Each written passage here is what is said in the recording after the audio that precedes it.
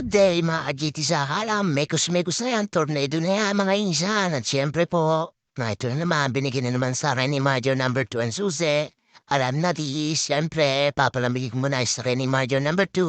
At siya nag-aantay na sa kanto at ayan po siyempre, umalis na po agad ako pagkalamig ng sasakyan. At tinanong po si Major number 2. At diyan po ako dumaan sa Barangay Pansol. Ang Barangay Pansol ay walang tambay. Halatang halata na poponti ang customer pero lalakas din niya mga tikapansolo kayo mag-alala. Hine-hine lang kasi sa ano pa naman kay na siyempre po ayan sinama Major number 2 dadaanan ko na po dyan.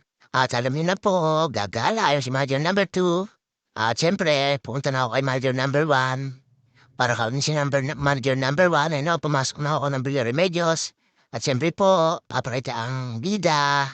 Iniwan po si Major number 2 sa bangko at siya daw po ay magdideposit at kaya sinundo ko muna si Major number 2. Number 1 pala, sorry, tao lang nagkakamali si Major number 1, na po. Siyempre po, ayan po, kumpleto bag na IKEA, si Major number 1, dandan niya po sinara ang pinto at may nantay lang po kami dyan si Troy. Siyempre po, pagtapos niyan, dire-diretso na po kami na expressway. Tumahan nga pala kami sa refill, pero refill di nakita pinarita kasi hindi mo naman ako nababeke ni men. At yan, dire-diretso lang po kami sa expressway at wala po load. Ang aming RFID kaya pagpasok ko po dyan, buti umangat pa. At dun pa ako sa bandang gitna nagpa-load at dire-diretso lang po kami dyan. At syempre po, kailangan magpa-load. Ayan po yung RFID, mabilis ang load. Yan po para meron po akong parkingan. At hindi po nakakaabala sa mga matutulin sa ran. At after po niya, syempre, dire-diretso na lang po sa expressway. At syempre, alam niyo na, Sir JT Saka alam, hindi dinadaan sa babayan kasi traffic. Alam niyo na, Skyway po yan. Ayan na po Skyway, syempre, para dire-diretso. At yan po sa Skyway na, nakaramdam din po tayo ng traffic. Siguro sa dami na rin ng sasakyan. Pero hindi naman ganun ka-heavy traffic niya. At nakakaandar din naman po. At mamaya-maya po, makikita niyo po yung heavy traffic na sinasabi ko. Pero hindi naman po ganun ka-heavy. At siya naman ay inaandar. Siyempre po, kabahan ng Skyway. Ano po, suka, 10 po. Mekos-mekos na yan. Dito sa kalam, tornado na yan, mga isan. Ayan po, siyempre, ang plano po ng ate ko dyan, ng Major number 2 ay magmowa. Pagdating po sa mawa, maggagala at mayroon ng bibilhin. At yan po, siyempre, makakakita na po kayo ng traffic dyan. At yan po yung sinasabi ko sa inyong traffic na pa-exit ng papuntang Laiya. At siyempre po, doon pa kami dadaan para wala na pong down sa baba na pa-traffic at maghuhuli. At yan po kasi safe kayo magmamani obra, magdadrive, lahat. Pwede po kung maliwa, kumanan, safe na safe po kayo yan. Basta susunod lang kayo sa rules ng Skyway. Wala ho dyan yung para na naka-stepin sa lane ka, na gano'n na nag-swerving ka. Hindi naman ho mga buhay, mga nasa Skyway, no, masarap dyan. Kaya sa mga nanonood doon sa akin, napasarap po duman sa Skyway. Wala ho kayong kaabi-abira dyan. Ang pinaka-abira nyo lang po dyan ay may masiraan o magka-traffic, may banggaan. Pero yung huhulihin ho kayo, napakasarap po na may Skyway. Ang babahanan po namin dyan ay sa Okada.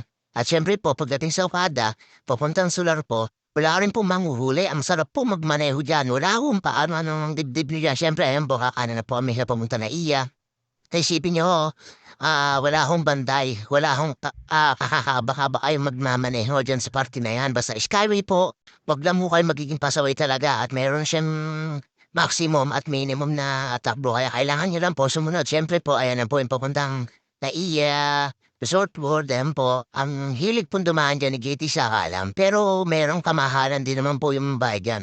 Kung gusto nyo hindi kayo mahuhuli o may papar na mga naka-uniforme na kesyo ganito, kesyo ganyan. Pero ingat-ingat din po pag sa baba kayo dumaan. Ayan po, dire-diretso lang po dyan basta sa Skyway kayo dumaan.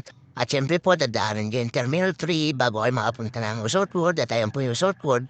Syempre po, ayan din sa kaliwa yung Terminal 3. At dire-diretso lang po tayo dyan.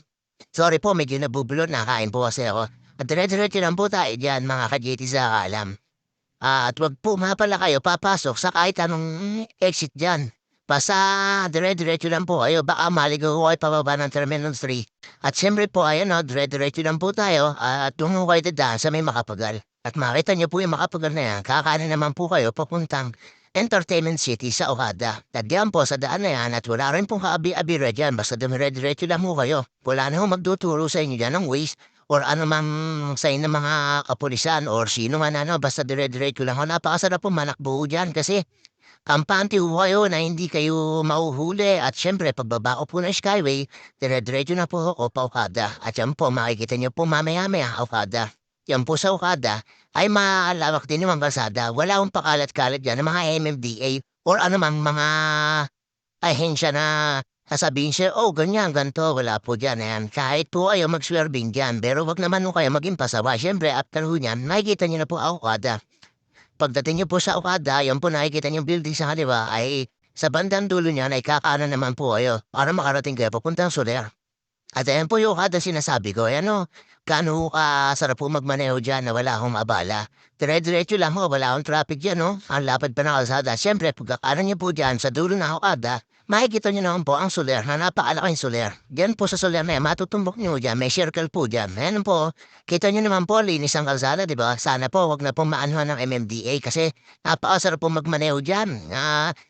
Ano lang, bigayan lang, sa mga kagaya kong driver, sana po wag magiging mahina ng ulo kasi pare-pares lang naman po na tayo na gumagamit ng kalsada. Sana po lagi tayo magbigayan para makarating po tayo sa ating pupuntahan. At siyempre po, after po nun, kakaliwa naman po dyan sa may MOA Arena.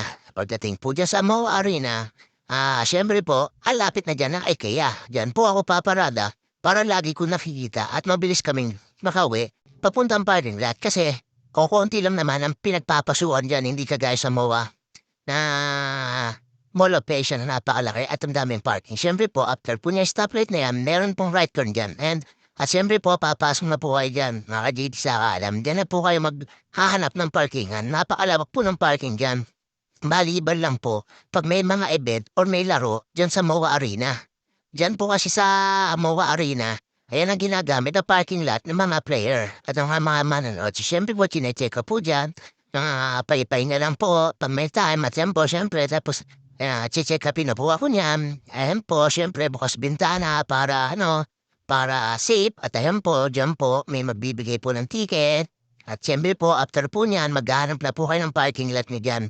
At kung saan kayo pwede mag-parking. Ako po, lagi kong na paparkingan ay PWD or lahat ng parkingan na may PWD kasi meron na akong ID nun. At syempre po, hindi ko na po sasabihin kung bakit ako PWD. Sa mga nakakilala sa akin, alam niyo na po yun, bakit ako may ID. Ay, at syempre po, ayan. Pagkatapos po maparking, ayan na po, gagala rin na si Margin number 1 at si Margin number 2. Ayan, entrance po na IKEA. At syempre, pagpapakita po, ang lead, tamang driver, at bodyguard ni Margin number 1 at Margin number 2. At siyempre po, ayan, sa pasok na ho kami sa malang IKEA, dahan-dahan po, at ayan po, may kamaritisan pa si Manager number 2. At siyempre po, punta na kaming SM, lalaro po kami sa SM, sabi ni Manager number 2. At ayan po, si Manager number 1, nalingon pa, at ayan po, may kamaritisan si Manager number 2. Hindi ko alam kung sino ang kamaritisan ni Manager number 2. Sa dire-diretso lang po kami dyan, may pinipili ko dyan si ate. And po yung dalawang kapatid na panganay, sumunod na siyempre, magpapakita uli si GT sa alam. After po dyan, siyempre, galalam kami dyan sa MOA, harap ng kakainan. At yung po gusto ng ate ko kumain sa favorite niya, pati ako nakikain ng kebab. Napakasarap po ng kebab. Ayan po, siyempre, harap na ho kami ng kainan, paikot-ikot kami yung magkakapatid at ni Troy. At siyempre po, dire-diretso lang po kung anong masarap na kainin. Ang gusto namin dyan ay Major number 1 ay spaghetti na may pizza, kaya alam. Maasim yung spaghetti, ayaw ni Ate Monet, kaya naghanap-hanap kami dyan hanggang sa pati ako ay napakain ng kebab. Nakagaya ng kinain ni na Major number 2. At ayan po, hanap-hanap lang, mekus-mekus lang. Ngayon at after po niya, siyempre, punta ko uli kami sa SM. At ayan po, mekus-mekus lang. Ayan po yung sinasabi ko. Ayan po, siyempre, nag-exit na po kami dyan. At dire-diretso na po kami sa parking lot. At papakita naman po si Geddy sa alamay na po nakabili na po kami ng tinapay sa IKEA kaya dire-diretso na po kami sa parking lot. Nagkamali pa po kami dyan ng parking lot. At syempre after po nun, pag-uwi namin, dumaan muna kami ng SNR. Pagdating sa SNR, bumili ng konti-konti pamkain at ako kape sa SNR. Din ang favorite ko. At syempre, babus na po mga Geddy sa